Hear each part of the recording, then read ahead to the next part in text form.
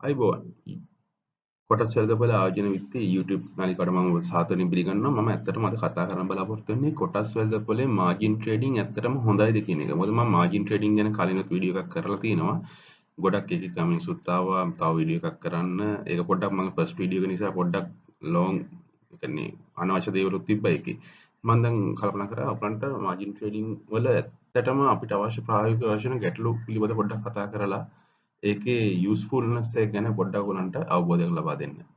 අපි බලමු අපි බලමු ආන්තික වෙළඳාම් කියන්නේ මොකක්ද කියලා. මේ කියන්නේ අත් වශයෙන්ම අමතර ප්‍රාථමික ආයෝජනය කරන්නේ නැතුව අමතර ආයෝජන නිදි ගැනීම හැකියාව. මේකදී ගොඩක් වෙන්නේ සුරකුම්පත් නිදි ගැනීමකට ආන්තික සැපයුම් කරුවක සම්බන්ධ වෙලා ඒ පාසුකම් ලබා ගත්තා. අපිට වැඩි කොටස් ප්‍රමාණයක් සාමාන්‍යයෙන් ඔයාගේ හැකියාවන් ඔබට ගිහිල්ලා තව වැඩි ආයෝජනයක් කිරීමේ හැකියාව තියෙනවා. මේකනේ ආන්තික ව්‍යාපාර සඳහා ශ්‍රී ලංකා සුරකුම්පත් හා විනිමය කොමිසම සභාව විසින් බලපත්‍රයක් ලබා ගැනීමත් අවශ්‍ය වෙනවා. තව පොඩ්ඩක් සරල කරලා කියනවා නම් මේකෙදී අපි නෝමල් සාමාන්‍ය ලෝන් එකක් ගත්තොත් මේ ලෝන් එක අපි ඉඩමක් මිලදී ගත්තකම ඉඩම මිලදී ගත්තට පස්සේ අපිට ඇසෙට් බේස් එක වැඩි වෙනවා. ඒ ඉඩම විකුණන පස්සේ අපිට තව මුදලක් එනවා. ඊට පස්සේ තව ලෝන් එකක් දාලා තව ඒකත් දාලා අපි තව ඉඩමක් ගන්නවා. ඒතකොට අපේ ඇසෙට් ප්‍රමාණය තව වැඩි වෙනවා. ඒ වගේ දෙයක් තමයි මෙතනදී සිද්ධ වෙන්නේ. මොකද මෙතනදී අපි ආන්තිකවලද මේ සැපයුම් කරුගෙන් අපි ණය මුදලක් ලබාගෙන සුරකුම්පත් නිදී ගන්නවා. එතකොට ඒගොල්ලෝ අපිට මේකෙදි දෙන්නේ පර්සන්ටේජ් එක. අපි සුරකුම්පත් වල වැලියු එක 100 නම් අපි සුරකුම්පත් ඒගොල්ලෝ 150ක් දෙනවා තව ඒගොල්ලන්ගේ වැලියු එකෙන්. ණය. ඒ 150න් ගතට පස්සේ තව අපිට 150ක් වැඩි වෙනවා. ඒකටත් 150. ඒ වගේ ගුණිතයක් ආකාරයෙන් ක්‍රියාත්මක වෙලා අපිට මෙම ණය ලබා ගැනීම තුළින් අපේ කොටස් ප්‍රමාණය වැඩි කර ගැනීමේ හැකියාව තියෙනවා. අතට මෙතනදී බලමු මේ ආන්තික වෙළඳාමේ වාසි. මේකෙදි අද මම කියපු එක තමයි මෙතන හිටිනවා. කොටස් මිලදී ගැනීමේ බලය ශක්තිය මත් කිරීම. ඒ කියන්නේ බලය කියන්නේ අපි කියන්නේ මේකෙදි කියන්නේ බයින් පවර් එක කියලා. බයින් පවර් එක තවදුරටත් වැඩි කිරීමේ හැකියාවක් තියෙනවා මේ ආන්තික වෙළඳාම ලබා ගත්තාම. ඔබට ලාභදායී වැඩි දියුණු කර ගැනීමට ඔබගේ ආයෝජන කලබ වර්ධනය කර ගැනීමේ හැකියාවක් තියෙනවා. මොකද අපි ඇත්තටම පොඩි ප්‍රමාණයක් ආයෝජනය කරොත් එහෙම අපිට ෂෙයාර්ස් වර්ග දෙක තුනක් විතර මිලදී ගන්න පුළුවන්. මේ සෙක්ටර්ස් කීපයකින් ෂෙයාර්ස් වර්ග දෙක තුනක් මිලදී ගන්න පුළුවන්. එතකොට අපිට මේක අර ෂෙයාර් ඩයිවර්සිෆිකේෂන් එකක් කිරීමේ හැකියාවට අපිට අපේ අවශ්‍ය බයින් පවර් එකක් නැහැ. අපිට ඇඩිෂනල් ආයෝජනයක් කරන්න හැකියාවක් නැහැ. ඒතකොට ඒ වගේ අවස්ථාවකදී ගොඩක් ලාභදායීතාවය වැඩි කරගන්න අපිට මේ ආන්තික වලදී සපයුම් කරගෙන මාජින් ප්‍රොවයිඩර් කෙනෙක් ගාවට යන්න වෙනවා. ඊළඟට මූලික වශයෙන් ශක්තිමත් කොටස් සමග ඔබගේ කොටස් විවිධාංග කිරීමේ හැකියාව. මේත් ඒකම තමයි අපි අතරේ ලාභදායී කරන අපි තව ෂෙයාර්ස් මිලදී ගැනීමට අවශ්‍ය කරන මෙතනදී පෝර්ට්ෆෝලියෝ ඩයිවර්සිෆිකේෂන් එක කරන්න පුළුවන් ඇති හොඳම ක්‍රමය තමයි මේක.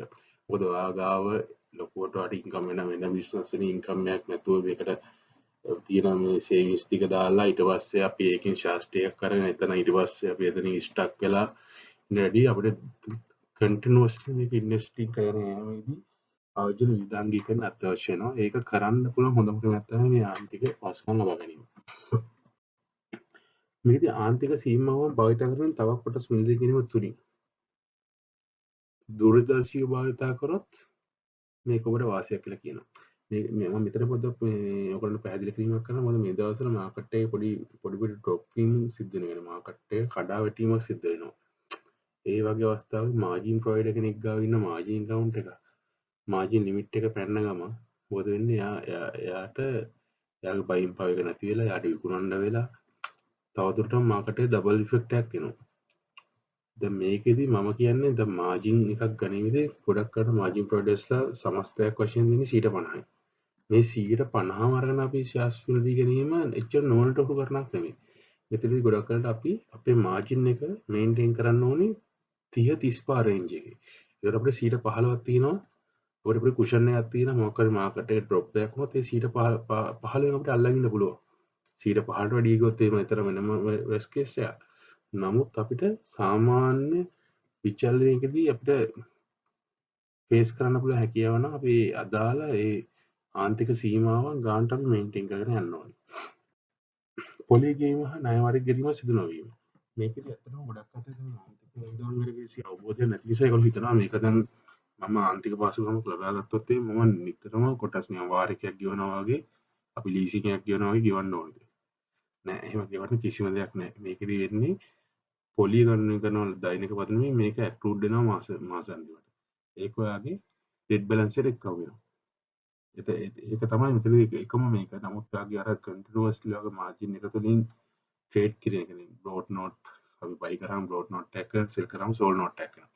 ඒකට අපිට අර මනි සර්කියුලේෂන් එකක් වෙනවා ඒකේ.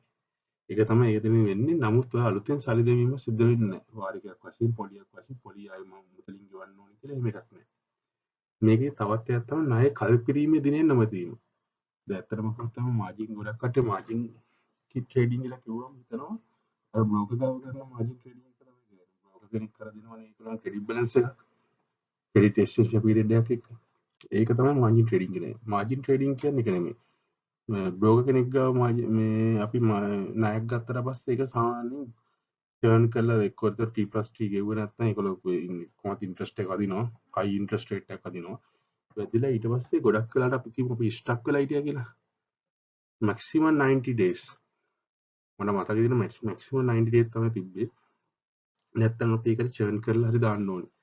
ඒතර මාකට් ඩ්‍රොප් එකේදී වගේ එකේදී අපිට බ්‍රෝකර් ක්‍රෙඩිට් එකක් අල්ලලා ඉන්න බෑ. බ්‍රෝකර්ස් ක්‍රෙඩිට් දෙන්න නවත්තනවා. ඒ වගේ අවස්ථාවකදී අර මාජින් ට්‍රේඩින් වලට යනවා. ඉතාලම වැදගත් දෙයක්. නම් මේ දවස්වල ගොඩක් මාජින් ට්‍රේඩින් සඳහා ගොඩක් ඉල්ලුමක් තියෙනවා. ගොඩක් කට්ටිය මොකද මාකට් ඩ්‍රොප් එක ස්පෝ වැටුණා. LLC වැටුණා. වැලිබල් වන්න වැටුණා. ගොඩක් පෝර්ට්ෆෝලියෝස් වල තිබ්බ මේ ෆේමස් ෂෙයාර්ස් ටික ඩ්‍රොප් වුණා. ඩ්‍රොප් වුණ ගමන් කට්ටියට හිට් වුණා. හිට් වුණ ගමන් මාජින් ප්‍රොවයිඩර් කෙනෙක් කටට මොකද ගොඩක් කට්ටිය මේ දවස්වල පුළුවන් තරම් ගන්න තමයි බැලුවේ.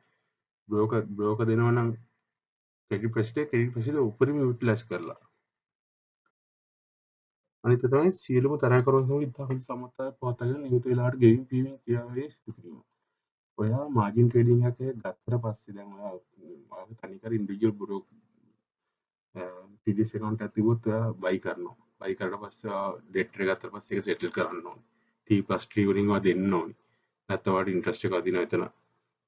ඒ වගේ ගොඩක් අපිට ඔක්කොම ඔළුවේ තියන් ඉන්න බෑනේ. අපිට සාමාන්‍ය ක්‍රෙඩිට් කාඩ් එකට දැන් ඩියු ඩේට් එකට සල්ලි දාන්න අපිට තත්ත්වයක් නෑ. මොකද අපිට ඒ තරමට වැඩ. අපි හරියට මැනේජ් කරගත්තේ නැත්නම් අපිට ඒක කරන්නත් වෙන්නේ නෑ. ඒක නමුත් ඔය මාජින් ප්‍රොවයිඩර් කෙනෙක් ගාවට ගියාම එතන පේමන්ට් සෙටල්මන්ට් එක ගාන්ට ඒ අදාළ ඒවට ඒ ටයිම් එකදී සිද්ධ වෙනවා. ඒ පිළිබඳ අපිට කිසිම අපහසුතාවයක් ලක් වෙන්නේ නැහැ.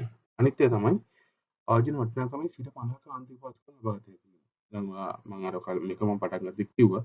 ඔයාලා ලක්ෂයක් තිබුණා ලක්ෂය 50 50000 දෙනවා. දැන් බ්‍රෝකර්ස්ලාගේ ගොඩක් වෙලාවට ලක්ෂයක් තිබ්බොත් ඔයාලට 30 35 වගේ රේන්ජ් එක තමයි දෙන්නේ ගොඩක් වෙලාවට. ඒතර 50% කියන්නේ ඊට පස්සේ ඔක මේ ඉන්වෙස්ට්මන්ට් එක 50% ගත්ත පස්සේ ආයෙත් එතනින් තමයි 50% මම තරණ මේක ගුණිතයක් ආකාරයෙන් යනවා.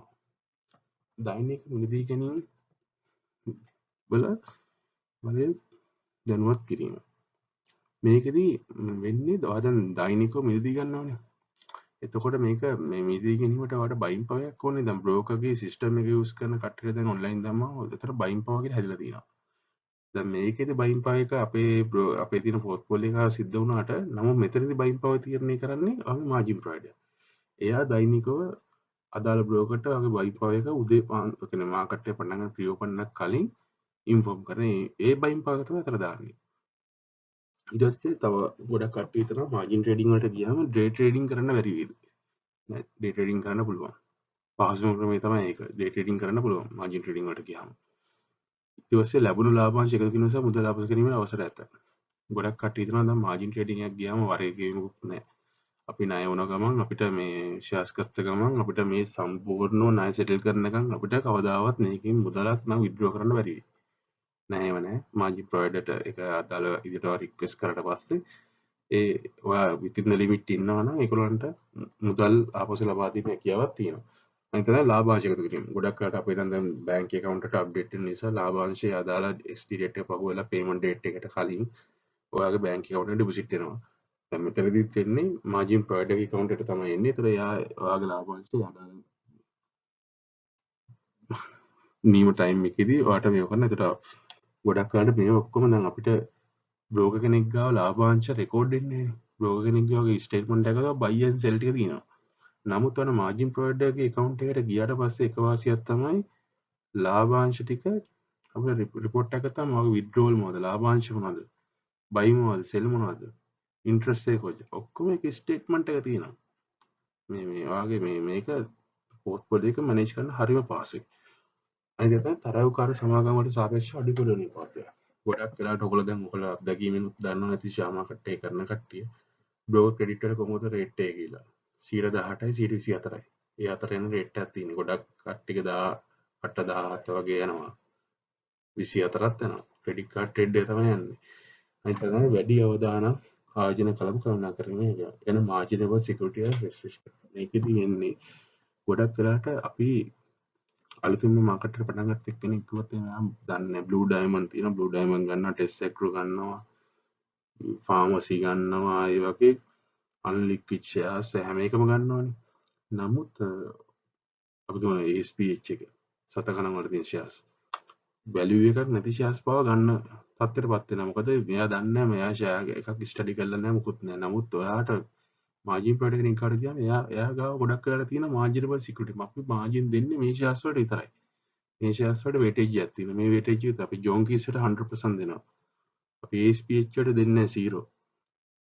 සෙම්බා SMB සිකියුරිටිස් SMBs වලට අපි මේ සෙම්බා වලට අපි දෙන්නේ 50%යි.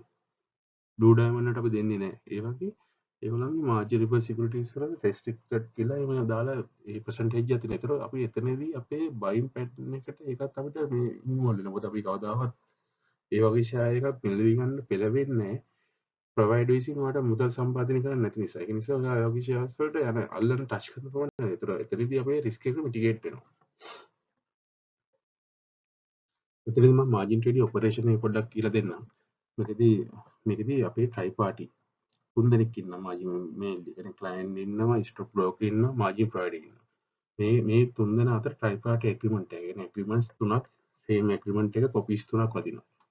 මේක වදිනාන් පස්සේ මේ කොපි එක බේස් කරගෙන අපි මේක සෙක් එකට ප්‍රොවයිඩ් කරලා මේ ඇග්‍රීමන්ට් එක බේස් කරගෙන අපි සෙක් එකට ප්‍රොවයිඩ් කරන්නේ. ඊට කලින් අපි මේ ඇග්‍රීමන්ට් එකයි ඔයාගේ account opening එක කියන්නේ corporate account opening form එකකුයි මොකද මේක ස්ලෑෂ් account එක නිසා corporate account එකක්. කියන්නේ අනිවාර්යයෙන් margin provider කෙනෙක් කියන්නේ සමාගමක්. සමාගම corporate account එක ස්ලෑෂ් එකගෙන අදාළ සමාගමේ නම ස්ලෑෂ් JB සිල්වා. ඒ වගේ තමයි යන්නේ. එතකොට මේ corporate account එක open කරන්න ඒ CD forms ටිකයි මේ ටයිප් පාටි ඇග්‍රීමන්ට් එකයි අපි අදාළ ඩීටේල්ස් ටිකයි මාජිනරි ලයිසන් ඔක්කොමත් එක යවුවට පස්සේ අපිට ඔයාලට ස්ලෑෂ් account එකක් open වෙනවා.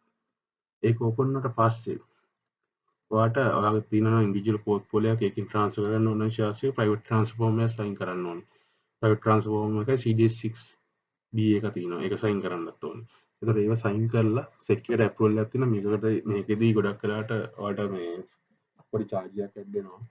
ඒක ඔයාලට ඇඩ් වෙන කියන්නේ පෝර්ට්ෆෝලියෝ වයිස් තමයි මේ මට මතක විදිහට 0.01 වගේ තමයි පර්සන්ටේජ් එක තින්නේ පෝර්ට්ෆෝලියෝ වැලියු එකකින්. කියන්නේ පෝර්ට්ෆෝලියෝ කියන්නේ අපි ට්‍රාන්ස්ෆර් කරන ඩේට් එකට කලින් දවසේ පෝර්ට්ෆෝලියෝ වැලියු එකකින් තමයි වදින්නේ. ඒතර ඒ වගේ චාර්ජ් එකක් ඉවර සෙකින් ඇප්‍රූවල් එක ගන්න. ඇප්‍රූවල් එකත් එක්ක CDS6 එක 6B එක අපි ෆෝර්වර්ඩ් කරනවා ස්ටොක් බ්‍රෝකර්ට. ස්ටොක් බ්‍රෝකර් ෆෝර්වර්ඩ් කරාට පස්සේ එතන ස්ටොක් බ්‍රෝකර් විසින් ඒ ට්‍රාන්ස්ෆර් එක CDS එක through කරගන්නවා. මේකෙදි ඊට පස්සේ මේ මූලික වශයෙන් උදේ පාන්දර ඔයාලට මේ මාජින් ප්‍රොවයිඩර් විසින් කමියුනිකේට් කරන මාජින් ලිමිට් එක. මම කියවා බයින් පවර් එක කියලා. ඒක කමියුනිකේට් කරනවා. ඒකම කමියුනිකේට් කරන ස්ටොක් බ්‍රෝකර්ට. IT එකකින් ඔයාලට සිස්ටම් එකට දාලා ඒක බයින් පවර් කරනට හම්බ වෙනවා. ඊට පස්සේ ඔයා විසින් සියලුම ඩිසිෂන් ගන්න ඔයා විසින් කරනවා. පෝර්ට්ෆෝලියෝ ඩිසිෂන් මේකින් කරන්නේ ඔයා. ඒක කළා ඒක කමියුනිකේට් කරන බ්‍රෝකර් through තමයි ඔයාගේ විදිහට එක්සිකියුෂන් එක සිද්ධ වෙනවා. මේකට බ්‍රෝකර් through කිව්වට ඔයාලට ඉතින් ඔන්ලයින් ප්ලැට්ෆෝම් එකක් තියෙනවා. ඔයා විසින් ඩිසිෂන් එක කරන් ඔයාම ඒක කරන නමුත් ඒක ඇත්තටම වෙන්නේ බ්‍රෝකර් through තමයි ඔපරේෂන් එක සිද්ධ වෙන්නේ. Cash margin. කෑෂ් මාජින් එකක් ගැන කතා කිරීමේදී කෑෂ් මාජින් එක කියන්නේ ඉනිෂියලි පෝර්ට්ෆෝලියෝ එක නැතුව කෑෂ් ඩිපොසිට් කරලා ඒකට ලෙවි එකක් අරගෙන ඒවා අනේ 100% අපිට කෑෂ් මාජින් එකදී යන්න පුළුවන්. මේක උඩට පෙන්නන්න මම මේක කලින් විස්තර කරලා තියෙනවා.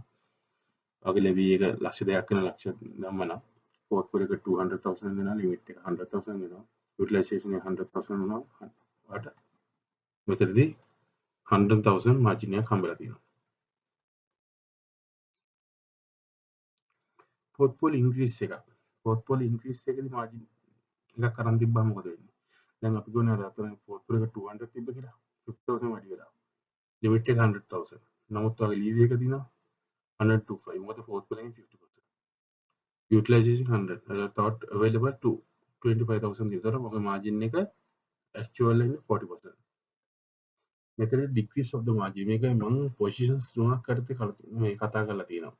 මේකෙදි බලමු අපි first එක තමයි මේ 200000 portfolio එක limit එක 100000 තියලා leave එක 1000 තියද්දි utilization එකත් 100 තියෙනවා. ඒතර හරියටම 50% use කරලා තියෙනවා. පොඩ්ඩක් හරි ගැස්සුනොත් 50% පයින්නවා. දැන් මෙතන තියෙන්නේ portfolio එක ආගේ 200 portfolio එක 180000 drop වෙලා. limit එක 100000යි. leave එක ආර ඒතර ගන්න පුළුවන් මේ 50%. 180 වලින් 90000. එතකොට utilization එක 100,000 නම් minus 10,000 පොඩි මේකක් තියෙනවා gap එකක් එන එක තමයි available වෙන්න තියෙන minus balance එක. එතකොට margin එක 55 වගේ වෙනවා. position 3 එක තමයි margin call position එක. ඒ කියන්නේ margin call එකක් කියන්නේ ගොඩක් වෙලාවට 60% පැනලා පස්සේ execution level එකට එනවා. කියන්නේ 50% පැනනම margin call තමයි. නමුත් 60% පැනන කියන්නේ ඒගොල්ලෝ ගොඩක් වෙලාවට execution ඒ කියන්නේ for sale මට්ටමට වගේ නේ situation එක. portfolio එක 160,000 වෙනවා. limit එක 100,000 තියෙනවා. නමුත් leave එක වට actually ගන්න පුළුවන් 8,000. utilization එක 100,000 නම් 20,000 minus එක. margin එක 62.5. ඒ කියන්නේ මෙතනදී වල margin call එකක් issue වෙනවා. ඒක තමයි අපි මේ අද මේ දවස්වල market එකේ වෙන්නේ ගොඩක් වෙලාවට margin call තමයි perform වෙලා market එක තවදුරටත් double effect එකලා වහින්නේ. ආන්තිකයම තමයි margin call කියලා කියන්නේ මෙන්න ඒකට තමයි. මේක මම සරලව පොඩ්ඩක් උතන හැඳින්වා දීමක් කියලා තියෙනවා තරවකාර ගිණුමක සුළුකුම්පත් වල වටිනාකම යම් මට්ටමකින් වඩා අඩු විට ආන්තිකයම තුම සිදු වෙනවා මම මෙතනදි පෙන්නුවා ඒක කලින් ස්ලයිඩ් එකෙන් මම පෙන්වලා තිනවා ඒ නඩත්තු ආන්තිකය කියන්නේ 50% තමයි ගොඩක් 50% 60% තමයි නඩත්තු ආන්තිකය කියන ලෙස හැදින්ගෙනවා ඒකට වැඩිය පල්ලෙට આવොත් මෙතන මාර්ජින් කෝල් එකක් සිද්ධ වෙනවා මේ ස්ලයිඩ් එකේදී උඩට කලින් ස්ලයිඩ් එකේදී මම දෙක පැහැදිලි කරා මේ වගේ මාර්ජින් කෝල් එකක් ආවම වෙයි කරන්න පුළුවන් එකම දේ මොකක්ද එක්කෝ ඒ කොටස් ටික විකුණලා දාන්න ඕනේ. මාජික් කෝල් එකක් කරනකොට කොටස් විකුණන්න වෙනවා අනිවාර්යෙන්. ඩබල් විකුණන්න වෙනවා. මොකද 50% percentage යන්නේ ඒක ඩබල් විකුණන්න වෙනවා. ආන්තික අවස්ථාව වල නැත්තම් එක්කෝ වාට මුදල් තැන්පත් කිරීමේ මාජින් කෝල් එකක් ආවත් ඒකෙන් half තමයි තැන්පත් කරන්නේ. මොකද ඩබල් ඉෆෙක්ට් එක නිසා මුදල් දැම්මොත් half දාන්නේ. මුදල් දාන්නේ නැත්තම් ආට ඔයාගේ තව ඇඩිෂනල් ෂෙයාර්ස් තියනවා වගේ ඉන්ඩිවිජුවල් එක හරි ඒක ට්‍රාන්ස්ෆර් කරන්න වෙනවා මේකට. ඒක තමයි මාජින් කෝල් එකකින් අපිට බේරෙන්න වෙන්නේ. මොකද මේ දවස්වල මාකට් එකේ තනිකර මාජින් කෝල් තමයි තියෙන්නේ.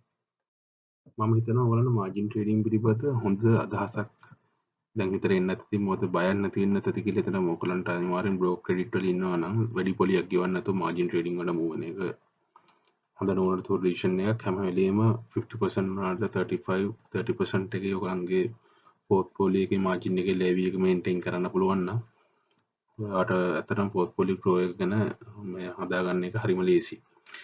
මම ඇත්තටම මාජින් ට්‍රේඩින් වල තියෙන ගැටලු ගැනත් ප්‍රායෝගිකව මාජින් ට්‍රේඩින් කිරීමේදී සිදුවන තව අපහසුතා ඊට පස්සේ තව කොහොමද බ්‍රෝකර් කෙනෙක් සම්බන්ධයෙන් මාජින් ට්‍රේඩින් account එක කොහොමද ඔයාගේ වගකීම කොහොමද හසුනන්නේ මොකද බ්‍රෝකර්ට විතරක් අපි දෙන්න බෑ ආජනතරය කරවට විතරක් අපි දෙන්න බෑ මේක වගකීම ඔයත් පොඩ්ඩක් බලන්න ඕනේ.